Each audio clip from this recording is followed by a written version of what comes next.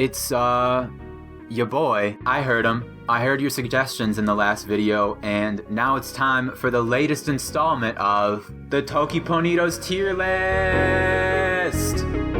But first, I did literally gloss over this in the last episode, so if you're sitting there wondering, what's a Toki burrito? What's a clan lang? I'll explain that right now. So, you know how people speak to each other? I've never experienced this myself, but in general, people can share their thoughts and feelings with another person using language. Typically, these are languages that we grow up speaking because they evolved around us over the course of thousands and thousands and thousands of years. So these are languages like Mandarin Chinese, English, Spanish. But when you really think about it, all those different languages are just different sets of rules about how to move your tongue around or how to draw shapes on things. And so with enough technique, those rules about how to move your tongue around can be artificially constructed from scratch. So constructed tongue rules, constructed language, conlang. You can do this for a book or a movie you're writing perhaps, like Lord of the Rings or Game of Thrones if that's your style, I guess. But if you're like the linguist Sonia Lang, you make up the language Toki Pona simply because speaking a language with the least amount of words sounds dope as f***.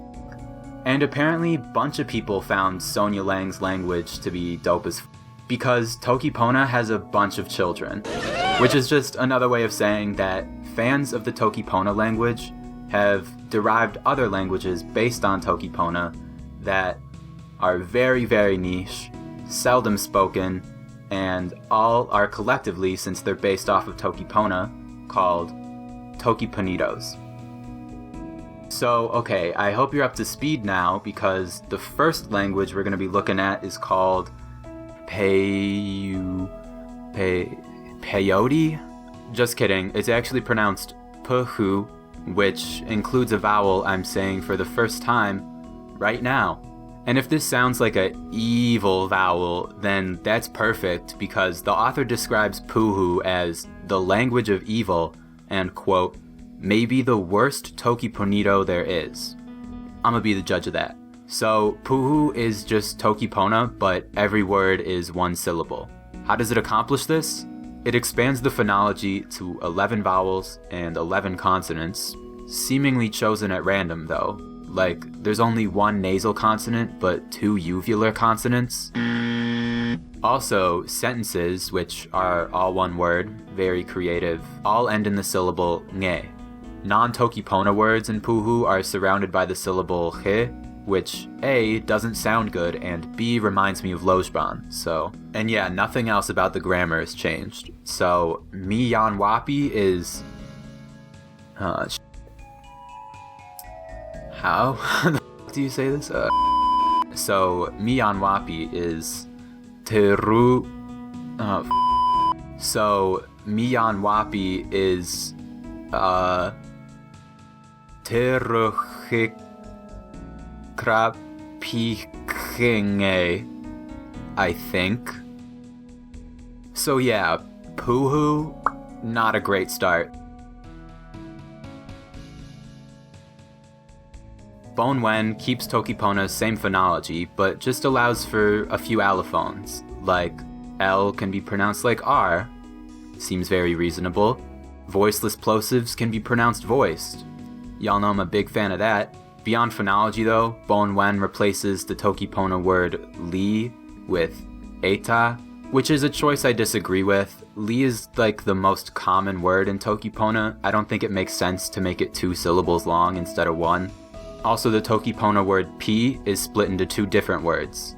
Te for possessives and na for adjectives, which I'm definitely simplifying the explanation of, cause the author says, the word na is very difficult unless you know Tagalog or Japanese, and then also says after giving an example sentence that the word na wasn't really necessary, and that they just wanted to bring this to your recognition since it's a very important word, so maybe it has something to do with topic and focus, but I can't really tell.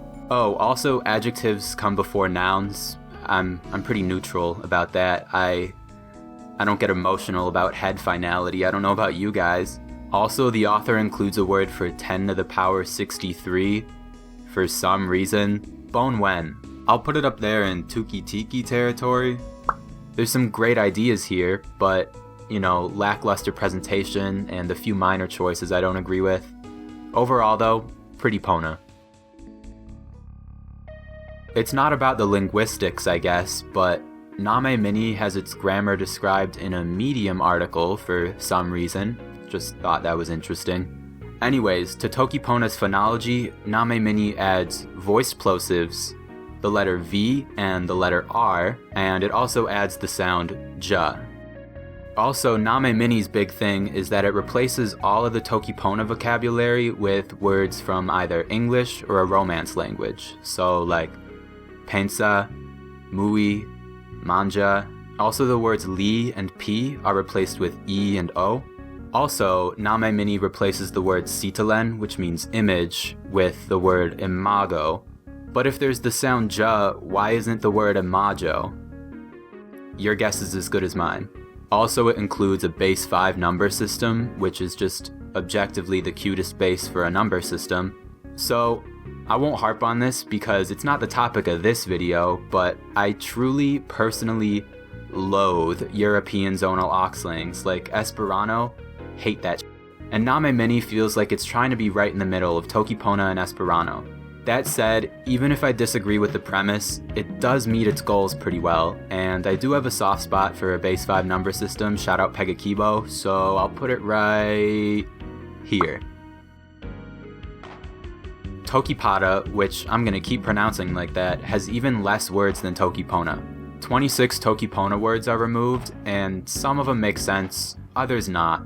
Like, Meli and Mie are removed, which is cool. Binary gender is a social construct, word to that.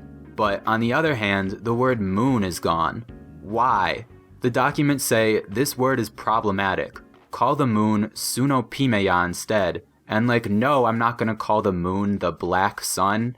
It's just not that. That isn't what the moon is. Also, 2 new particles are included to free up word order, E for indirect objects and U for subject nouns, and yet not a single one of the 8 example texts given on the wiki page make use of the particle E or U for some reason. Also, me can be mina, just depending on your preference, I guess. The Toki Pona word ala becomes the suffix ala or la, which feels really out of place in a language with no other bound morphemes whatsoever, so I would not have included that. Toki Pata, not super exciting in my opinion. The biggest game changer is the E and the U particles, but again, the author doesn't even make extensive use of them, so that leads me to believe they're very contrived sounding anyways. I give it a very, very light Pona. So remember at the beginning when I said languages are just rules about moving your tongue around and drawing shapes on things? Well, language can also be rules about moving your arms, hands, body, and sometimes even facial expressions. And I know the geniuses in the audience are about to say, but Yan Wapi, there's already a sign language version of Toki Pona. And to that I say, yes, but there's a better way. A viewer by the name of Water reached out, and even though I know all about sign languages, was kind enough to have a conversation with me about them. And that said, I still don't know quite a bit, but basically, in Luka Pona, the words ni, la, pi, and lon, what the author calls connectives, do have their own individual signs in Luka Pona, but these signs are freely emitted by getting creative with things like sign placement and facial expression. The word Allah doesn't have to get signed independently. You could just shake your head no while doing another sign, and it's implied Allah is modifying it, just to give one example.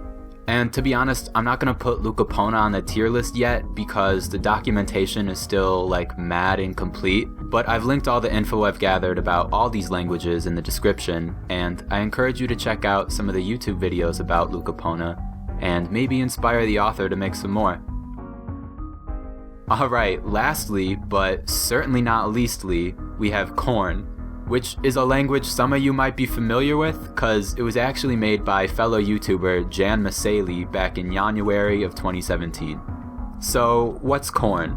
Similar to how in puhu, every word is one syllable, in corn, every word is associated with one consonant phoneme and one vowel phoneme. Toki Pona sentences become corn words then, alternating between each Toki Pona word's consonant and vowel forms.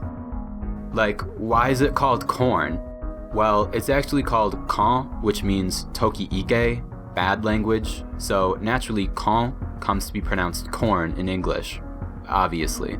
And yeah, that's literally it. Corn is basically just puhu, but actually nailed it. So I think that makes corn my favorite Tokiponido that we've looked at thus far. I'm really glad you guys were up for a part 2 to this because that was a lot of fun. That said, there's only so many Tokiponidos out there that I can cover without starting to repeat myself a bunch, you know? So get this, I'm thinking for part 3, I might just have to make my own Tokiponido.